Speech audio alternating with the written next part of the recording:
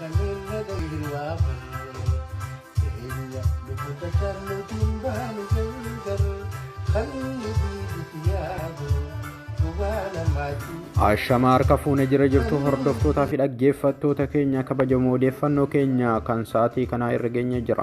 Odeeffannoo keenya kan sa'aatii kanaatiin odeeffannoo gaddisiisaa fi baay'ee laphee nama cabsu kan harkaa qabnu yoo taatu odeeffannoon kunis akkuma beekamu namoota hedduu bira kan ga'ee fi biyya Jarman keessatti taatee aartistii Taajuu Shurrubbee haadha manaa isaa irratti raawwateen kan wal qabatudha.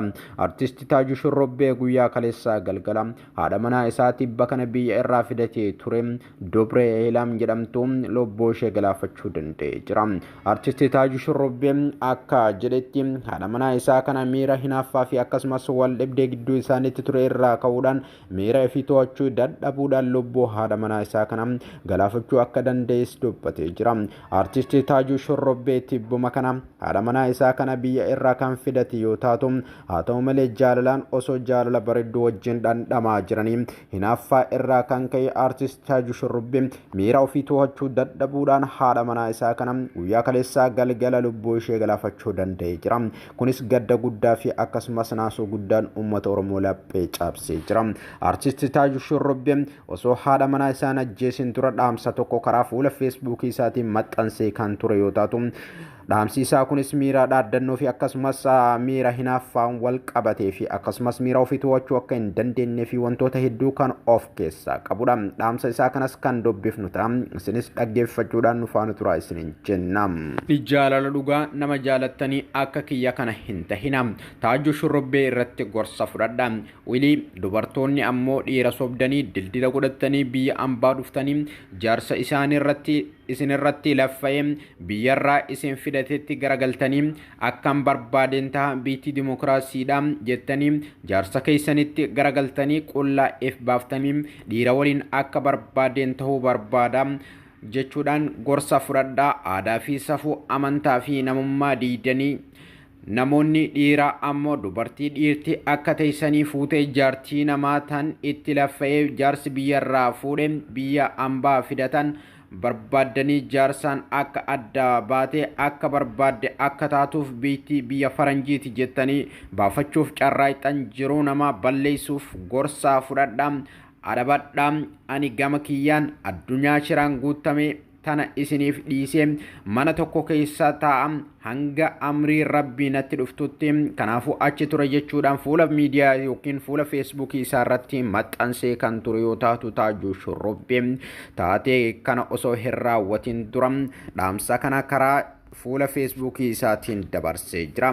Walumaa galatti dubbii Taajuu Shurrubbee kana irraa kan hubatamu haati manaa isaa kun erga jaalalaan gara biyya Jarmanitti isatti dhufte booda jaalala osoo waliin dhandhamaa jiran hariiroo nama biraa wajjin uumuuf kan yaaltee fi akkasumas Taajuu Shurrubbee gocha kanatti akkaan kan dallanee fi kan dheekkamee waan fakkaatuuf gocha gara jabummaa kana deebii ishee irratti raawwachuu danda'ee jira.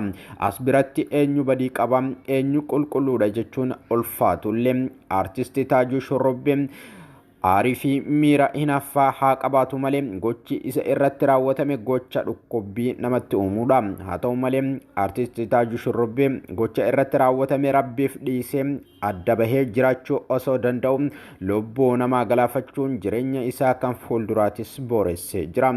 Dhaamsi nuti kana irratti qabnu immoo dubartoonni hedduu yeroo tokko yeroo hedduu biyya ormaatti yeroo dhiiraan haasaan biyya ormaa kana dhaynee achitti nama saniin adda baana jechuudhaan keessa isaaniitti waan biraa yaadanii nama isaan haasofsiisu kanaan immoo akka jaalalaaf isaan haasaa jiranii fi akkasumas haadha manaa isaaf ta'uuf isa barbaadanitti itti haasoo. Kun gocha yeroo hedduu diyaaspooraa fi akkasumas shamarran gidduutti mudatudha. Erga diyaasporaan kun itti laffa'ee ifaajee haadha manaa gaarii argadhee jira jechuudhaan biyyarraa baasii guddaa itti dhangalaasuudhaan gara biyya faranjiitti fudhatanii booda booda turtii ji'oota muraasa yookiin waggoota muraasa booda hanga lafa barataniif namuma san bira turuudhaan booddee nama saniin wal dhabuudhaan nama saniin adda bahuudhaan achuma ija nama sanaa duratti deebi'anii dhiirota biraa wajjin hariiroo kan uumanidha. Gochi akkanaa kun gocha badii of irratti dhaqqabsiisuufis akkasumas namoota obsa qaban malee namoonni obsa hin qabne gocha hammeenya isaan irratti raawwachiisuufis isaan kakaasuudha.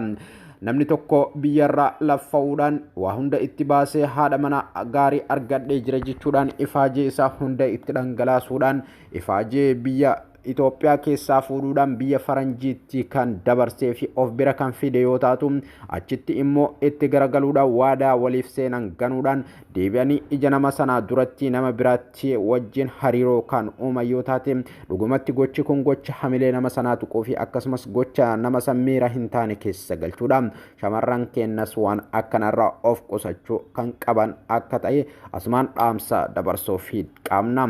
Irratti yaada dabalataa akka gorsa nuti shamarraniifis ta'e akkasuma warroota dhiiraatiif daballu shamarran biyya ormaatti yookiin namoota biyya faranjii jiran haasofsiisuudhaan nama kana osoo hin jaalanne yookiin osoo keessanitti itti hin gammanne biyya faranjii kana laaluudhaan akkasumas faayidaa laaluudhaan nama kana bira dhaqnee ergasii itti garagalla achuma na haa baasu malee erga achi bahe biyya dimokiraasiitti archi geennaaniin akkatti isaan adda bahu anatu beeka jechuudhaan garas imaluudhaaf jecha nama kanas gowwoomsuudhaan miira hin taane keessa galchuudhaan jaalala hamaadhaan qabsiisuudhaan akkasumas ifaajee isaatii fi yeroo isaas akka isin irratti gobu kan gootan yeroo achi geettan immoo nama kana ganuudhaan ija isaa duratti nama biraa wajjin jiraachuuf danda'a jechuudhaan kan yaaltan yoo taate gocha akkanaa kun gocha miidhaa isin irratti dhaqqabsiisuu danda'udha.